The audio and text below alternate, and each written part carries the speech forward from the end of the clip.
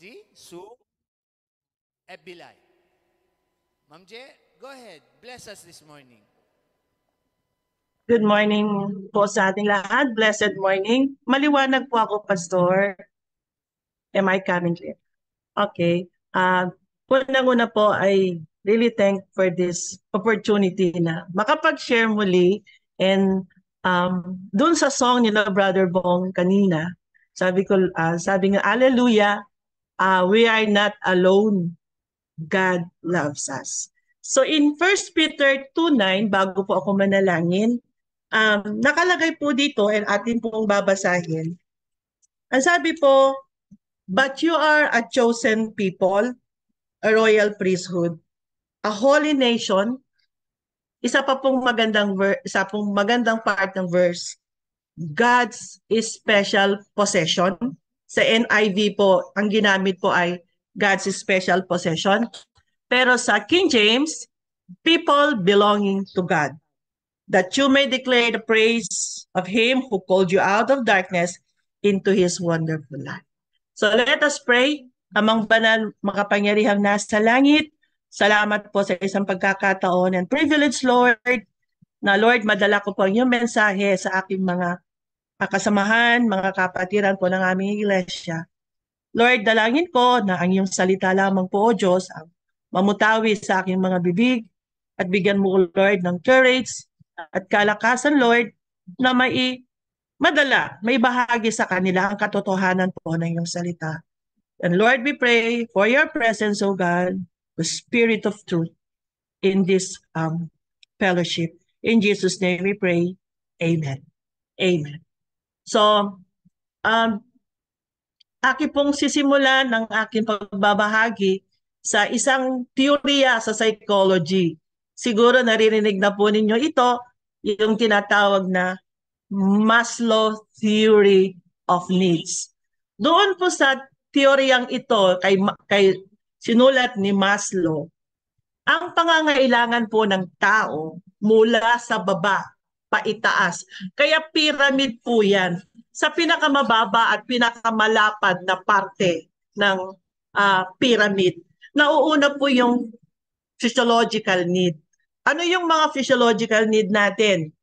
Pagkain, kailangan nating kumain, kailangan nating uminom, kailangan nating magpahinga, sleep, kailangan nating gumaling sa sakit, there is pain, kailangan nating mag-recover. So that is the number one, the pinakamababang pangangailangan ng tao. Pangalawa, if this need for food, the physiological need is met, ang sinusunod naman na ating kailangan ay safety.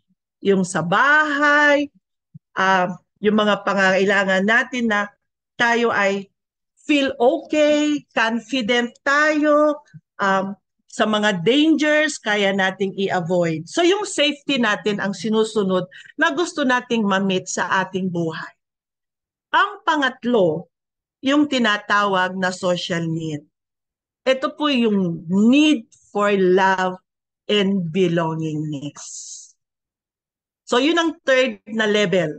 And then the fourth need is self-esteem. Pag nasatisfy na po yung social need, the sense of belongingness, the sense for love, we also aspire for self-esteem. Ano yun?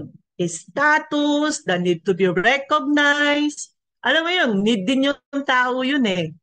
And then the last one is self-actualization. Ito na yung kaya nating maging the best. Ang sabi nga dito, to become the most complete and authentic version of ourselves. So yun po yung hierarchy, the level of needs ng tao. Ako po ay pupunto sa number 3. The need for love and belongingness. Kaya tamang-tama yung awitin kanina ni Pastor Bong at saka ni Sister Jenny. Hallelujah! We are not alone. God loves us. And so, I would like to tell a story kung ito ay natatandaan ninyo about Robin Williams, the great comedian Hollywood actor. Alam po natin ang kanya naging buhay at ang kanyang, despite yung kanyang pagiging sikat, pinakasikat siya na comedian eh.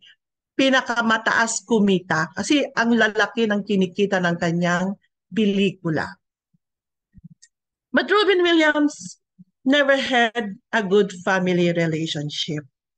Ang father niya ay executive ng Ford America. Ang kanyang mother ay isang, I think, artista, actress. And so Robin Williams was left to dogs and the maids. So he grew up with dogs and maids. So hindi niya alam kung paano pagiging magkaroon ng tatay. Hindi din niya alam paano magkaroon ng nanay. But then, one time, napatawa niya yung nanay niya. Nagkukwento siya, gagawa-gawa siya ng ano-ano sa mukha niya, napatawa yung nanay niya. And so on, that started a realization from him, kaya ko palang patawanin ang nanay ko. So, diyan siya nagsimula na nagkaroon na ng kanyang talent na maging komedyante. So, kumita siya, nag-asawa siya. But deep inside, he was longing for his family. So, he was into cocaine. He was addicted. Drug addiction, cocaine po ang ginamit niya. Then, along the way, nagkaroon siya ng depression. Kahit may pamilya, kahit may anak, malaki ang kanyang naiwanang kayamanan, pero nabenta yung pinakamahal niyang bahay. And then, nagkaroon siya ng anxiety, and one day, ginaya niya ang isang pelikulang siya ang gumanap. Isang ama, siya po ay nag-commit ng suicide. That is the story of Robin Williams. At doon sa analysis ng mga writers sa US, isa sa mga writer, ang sabi niya, fate could have saved Robin Williams. Kasi wala siyang pagkakilala sa isang totoong Diyos. Ang yaman-yaman niya, ang dami po niyang ari-arian, ang dami niyang naiwanan, may mga anak siya, 3. But he was lonely. And so, I would move on sa mas mataas na level na ito yung ating spiritual level. Tayong mga Kristiyano, mayroon tayong assurance. Because in 1 Peter 2:9, we are God's special possession, belonging to God. At alam niyo po, ang sabi nga po, pag hindi po na-meet yung pangangailangan ng tao for love and belonging, meron siyang epekto, nakalink yan sa well-being. Ito po ay may epekto sa ating health, merong epekto sa mental health. If we do not have that assurance of love and belongingness. Ang sabi nga, depression, anxiety are common mental health conditions associated with lacking a sense of belongingness. Kaya hindi po tayo magtataka pag may mga naririnig tayo na depresya, anxious siya, may nangyayari, may ginawa siya, because the sense of belongingness ay pangatlo po yan sa pinaka-importanteng pangangailangan ng tao. But tayong mga Christians ay assured tayo doon. Nakasulat yun na kahit hindi natin pinili ang Diyos, binili tayo ng Diyos nung tayo ay naniwala, nagtiwala, tinanggap natin si Jesus. We have that sense of belongingness. Because in 1 Peter 2:9, it was said so. God's special possession. Belonging, a people belonging to God. So, let me share to you some verses telling us, do we really belong to God? Siya ba ay nagpakita na tayo ay Talagang kasama, isinama tayo ng Diyos sa Kanya. In First John, in John 1:12 to 13, and may I read, and you can please open your Bibles.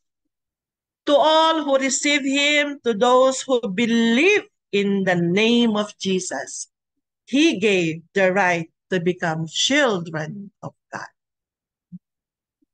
Palagi nating sinasabi ito sa pulpit, palagi itong binabanggit ni Pastor.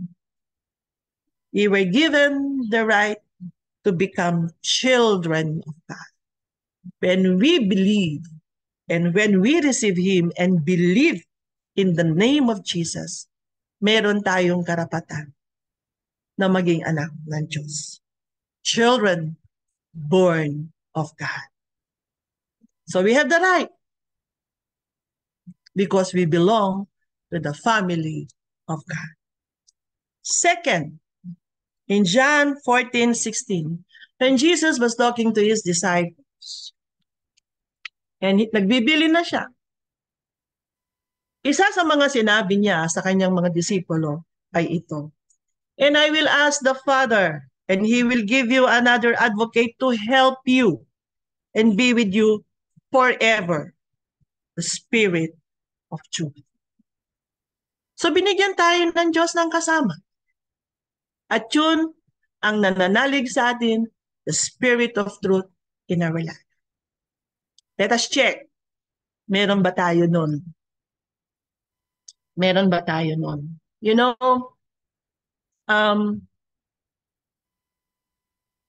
we have to check ourselves. Kumusta tayo? Do we still have the Spirit of God in us? Is the Spirit of God indwells in us? Pag may nagtuturo dyan sa pulpit at tayo'y busy nag-EFB, do you think you have the Spirit of God?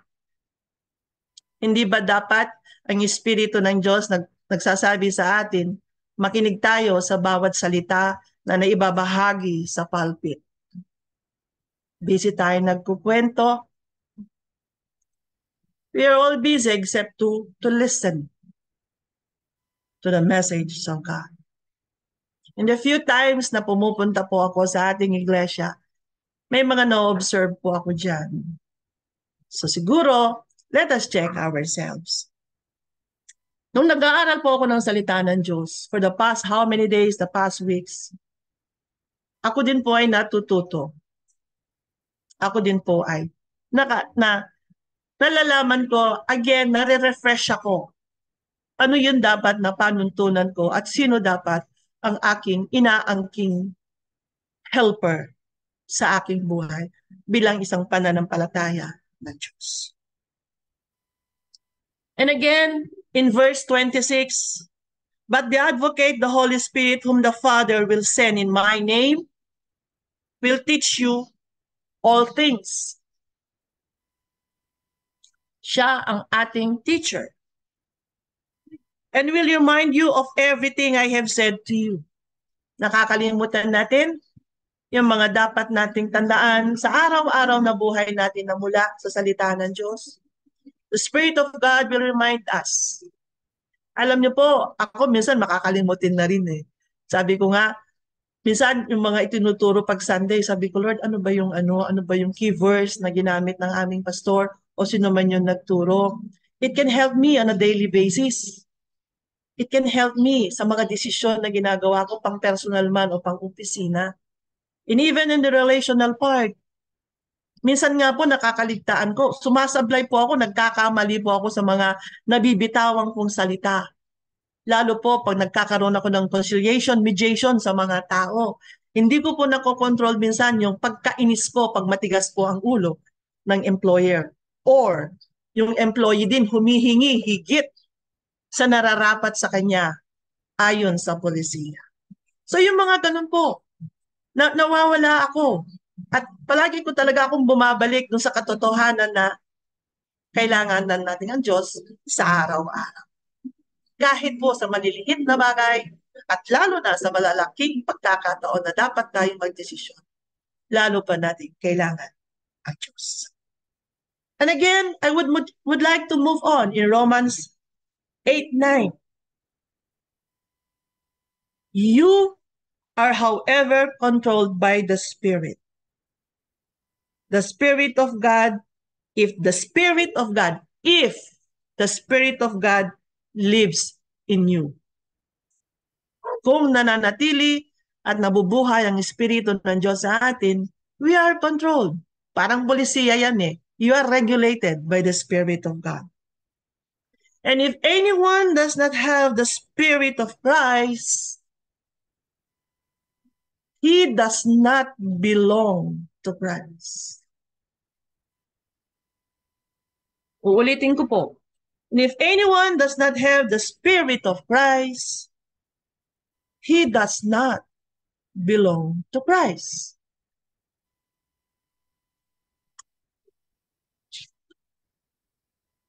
At yan po yung isang verse na nakita ko na kailangan pala talaga natin.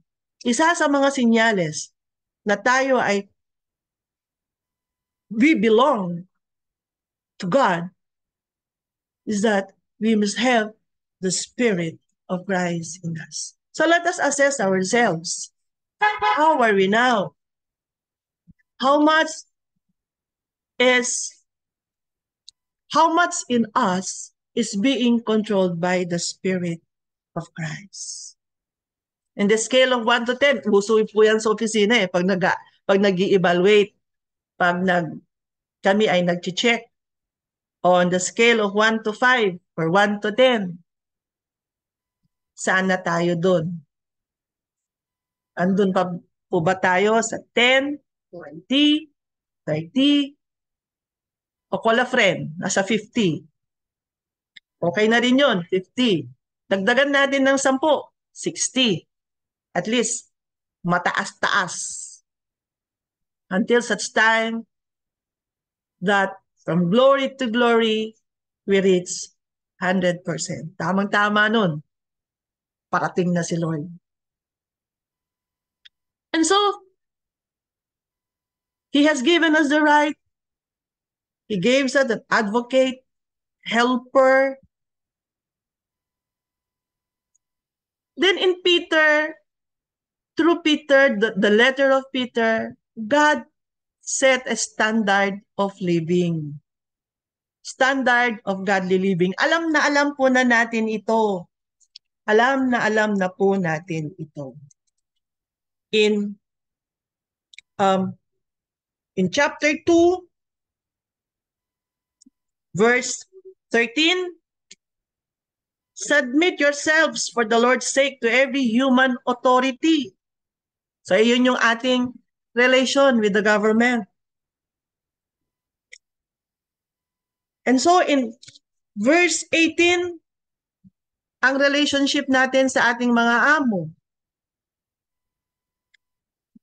Slaves, in reverent fear of God, submit yourselves to your masters, not only to those who are good and considerate, but also to those who are harsh. So, walang kondisyon. True and true na submission yan. Ito, paborito natin ito eh. Husbands, submit to your wives. Ay, baliktad. Wives, submit in the same way. Submit, wives, in the same way, submit yourselves to your own husband. So that if any of them do not believe the word, they may be won over without words by behavior of their wives. Also, sa mga wives, it should be that of your inner self and unfading beauty of a gentle and quiet spirit, which is of great worth in God's sight. So, yun ang sinasabi, that's the standard of living. Part, sa dami po ng mga letters at verses, ito lang po yung portion na binabasa ko. Husbands, ito Father Day ngayon. In the same way, be considerate as you live with your wives. Be considerate as you live with your wives, and treat them with respect as the weaker partner, and as heirs with you of the gracious gift of life. So that, bakit daw? Nothing will hinder your prayers. So mga husbands, baka hindi kayo answered prayer kasi sinabi dito be considerate as you live with your wives and treat them with respect as the weaker partner. So mga husbands, hello, may condition. Sabing ganyan, so that nothing will hinder your prayers. Oo. Husbands. And of course, the father, how they should treat their children. How they should treat their children. Kung ano yung trato na natanggap natin mula sa Ama sa Langit, I pray ganun din po yung ating trato sa ating mga anak. And so forth and so on. Marami po diyang verses how we should live as people belonging to God. Alam niyo po, may isang pagkakataon, minsan si Brother Louie, alam niyo po ba na pag pumupunta ako sa Santa Rosa, pag namamalengke kami, pinagko-commute niya ako. Sabi niya sa akin, gusto mong mag-commute? Kaya mo ba mag-commute? Hindi po yan nagpapasasakyan. Kasi, sabi niya, mag-exercise ka. Mag-commute na lang tayo, mag-tricycle tayo. Ako naman, oo.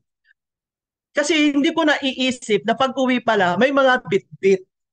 So pag naglalakad na kami, pupunta na, sasakay sa jeep, sabi ko, akala ko ita-tricycle na ako. I-jeep pala niya ako.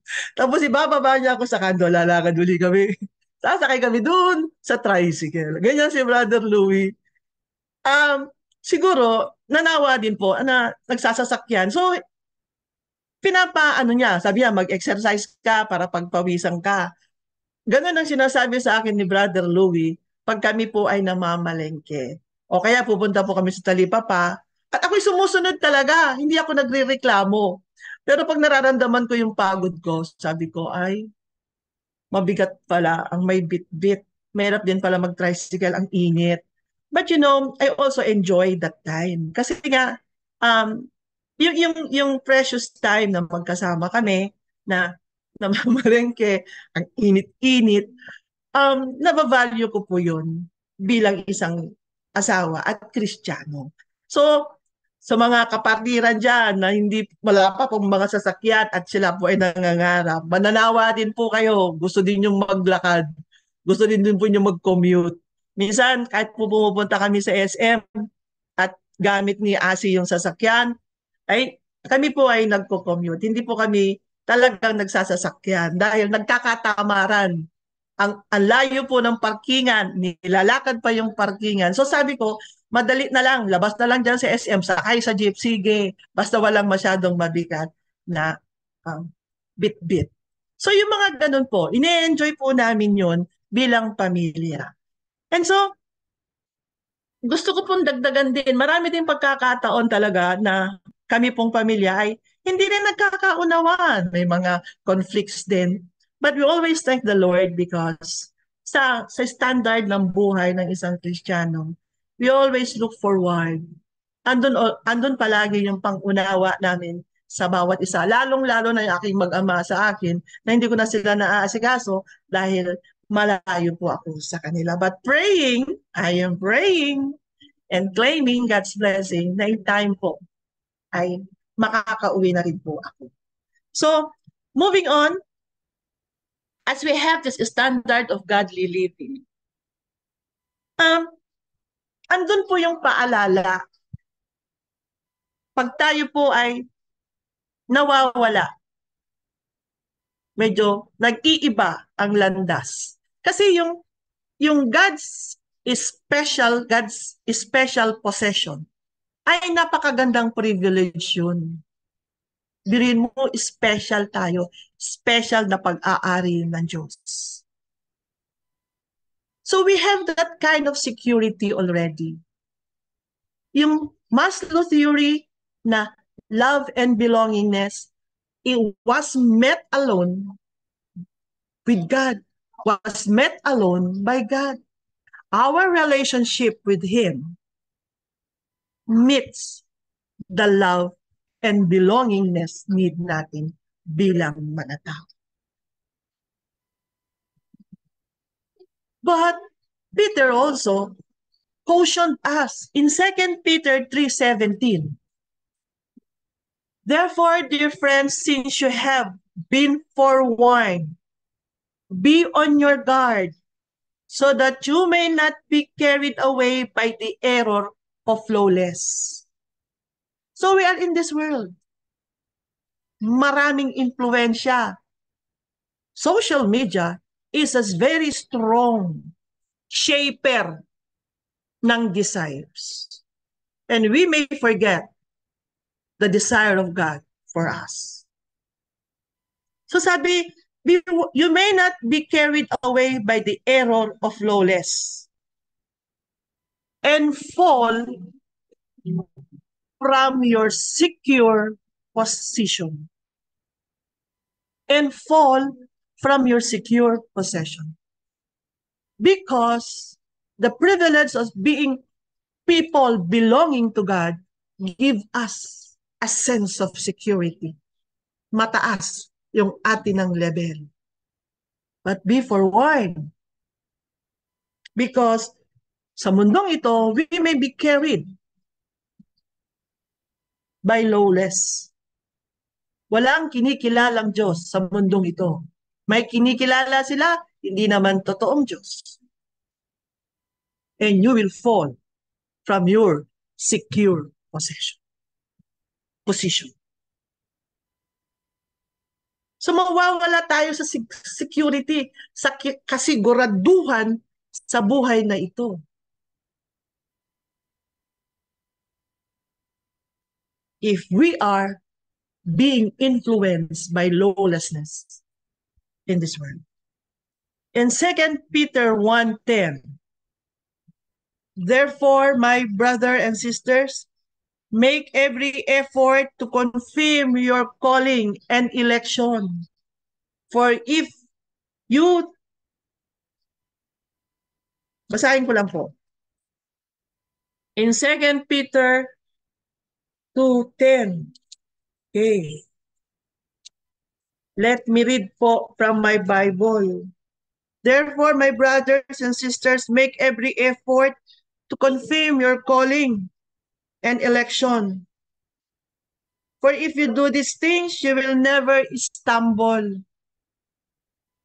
and you will receive a rich welcome into the eternal kingdom of our Lord and Savior, Jesus Christ. Make every effort. Sabi nga po sa salita namin sa opisina, be proactive. Take initiative to confirm your calling and election.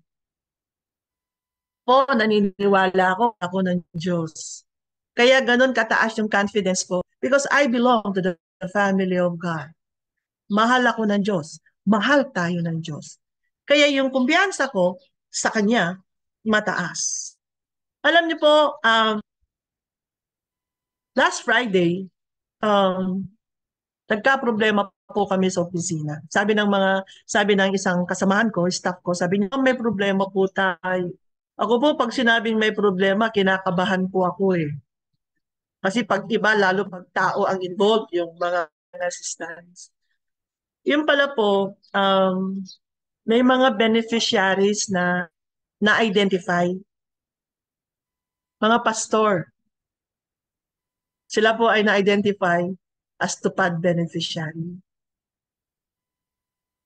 Last day po nila, last Friday, I think day nila. At meron sa kanila hindi nagtrabaho. Kaya ang polisiya po namin sa opisina, pag hindi ka nagtrabaho, hindi ka magsusweldo. So may mga pastor po. Nung una po nilang sinabi sa akin na magiging beneficiary po ang pastor, ako po ay nalungkot. Kasi may mga pastor pala maging gustong beneficiary ng tupad. Kasi po ang realization ko dyan, at palagi pong ine-emphasize ni pastor, ang tawag ng pagiging pastor is the highest calling.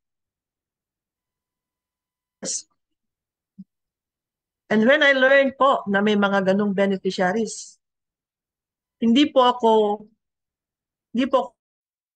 bakit sila ako? Ma'am, yun po yung gusto ng benefactor natin. Isama sa tupad. So last Friday po, nung may mga nalaman ako dahil nahiya po silang magtrabaho, imagine niyo po, pastor, naglilinis sa kalsada. Hindi po, hindi po umaayon ang puso ko doon. Kristiyano sana, hanggat maaari, hindi. Kasi kawawa po, oras po yan na naglilinis sa tagiliran, sa kalsada. Although may insurance po yan, GSIS, 1 taon. But then, sa standard natin, hindi dapat. So I told them, ang sabi ko po ay, hindi ho sila pasusweldo. Kailangan nilang mag-extend ng ilang araw para mabuo nila yung 10 araw. Saka sila sumweldo. So sabi ko, maiiwan silang masweldo. At naintindihan po nila yung aking katayuan doon. So ang naging usapan na lang is, pwede po ba sa opisina na lang sila magtrabaho? Sabi ko, oo. Payagan na lang. Kasi ayaw kong makikita sila na naglinis sa tagiliran ng kalsada. So yun po yun. Ano po yung called to be servants of God? Ano po yung election natin? You were elected by God. You were chosen by God. So, let us make every effort to confirm, to do our part. Hindi tayo nag-aantay lamang. Let us aspire to grow. Let us aspire to serve. And napakaganda pong vocation yan. Ako po, I see my job as my vocation, my ministry. Every time may pagkakataon, talagang sige po ako kahit napakainit ng panahon, kahit ang ng lugar. Talagang naglalakad po ako, pumupunta po ako sa mga lugar na kailangan bahaginan ng salita ng Diyos. Salita ng Diyos. Kasi, at palagi kong sinasabi sa kanila, hindi lang po tayo sa pera nabubuhay, hindi lang po sa tinapay. Tayo po ay nabubuhay din. At dapat nauuna ang salita ng Diyos, ang relasyon natin sa Diyos. And the Word of God, kung binabasa araw-araw, alam niyo po, you would be amazed, you would be surprised if you go deeper in your relationship with God, if you go deeper sa inyong pagsasaliksik sa salita ng Diyos, you would be amazed how God really loves His children. The past 6 palagi ako nakaabang. Sabi ko, ano kayong susunod na gagawin ni Lord sa akin? Ano kayong susunod na ituturo niya sa akin? Ano kayong susunod na gagawin niya sa buhay ko? Pag may mga bagay-bagay na hindi nangyayari, bakit kaya? Aantayin ko ano yung gagawin niya. Louie kagabi, sabi ko, Daddy, the past 6 months, sabi ko, do you think as individuals, as Christians?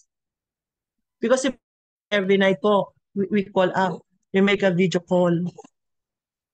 We pray and we share. Then may konti na kaming sharing, chismisan na kaming dalawa. So, ganun po. Ganun po yung aming naging buhay the last 6 months na nag-aantabay, nananalangin sa blessing ni Lord. And as I end my message, God's message today, paano ko siya i-relate sa ating tema? Ito gustong-gusto ko. In Revelations 21:3. So atin pong basin, Revelations 21:3. As I end this sharing of message. And I heard a loud voice from the throne saying, "Look, God's dwelling place is the people, and He will dwell with them. They will be His people, and God Himself will be with them and be their God." Yan po, realization. Yan po yung katotohanan. Diyan po tayo punta. Yan po yung ating tatanghakin. Yan po yung pupuntahan nating lugar. And it's always a privilege for us. Kaya pala nasabi ni Peter, are God's special possession. Dahil pag-aari tayo ng Diyos at sa takdang panahon, dadalhin niya tayo sa lugar na itinakda niya para sa ating lahat. Because we belong to God. Gusto ba natin mahiwalay sa Diyos? Yun po yung iisipin at pag-iisipan. Pagbula, check natin yung buhay natin. Do we really deserve to be God's special? Do we really lead our lives as belonging to God? As belonging to God. So yun po yung iiwanan ko pong challenge today.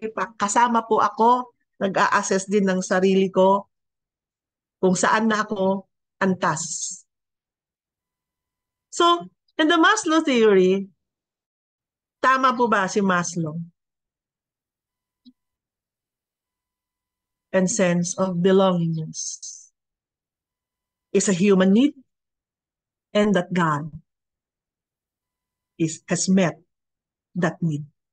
Marami pong salamat, and let's pray. Father in heaven, thank you Lord sa isang mensahe mo Lord na ibahagi ngayong umaga.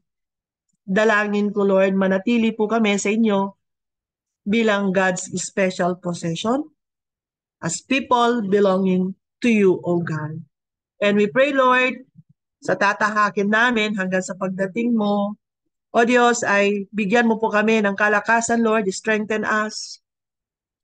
Purify our hearts, Lord. Keep us clean, Lord God. At sa aming mga shortcomings, Lord, thank you, Lord, as we ask for your forgiveness. Thank you, Lord, for forgiving us. Salamat, Lord, sa isang pagkakataon. It's always my privilege, Lord, to share your word. And I hope, and I pray, Lord, the great Father in heaven is glorified. In Jesus' name we pray. Amen. Amen.